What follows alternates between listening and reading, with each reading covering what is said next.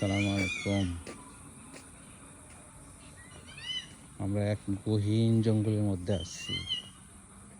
চতুর্দিকে জঙ্গল, ভয়ঙ্কর জায়গা। এই যে সরু রাস্তা চলে গেছে, এই যে একা বাঁকাই দেখেন না, কি এক জঙ্গলের মধ্যে। এইখানে ভয়ঙ্কর লাগতেছে, ভরা দুপুর সময়।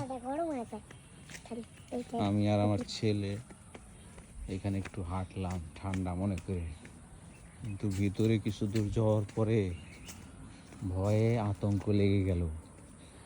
মনে হলো যে কি এক গহীন জঙ্গলের মধ্যে আমরা প্রবেশ করলাম। আপনারাও নিশ্চয়ই বুঝতে পারতেছেন কি অবস্থা হইতে পারে।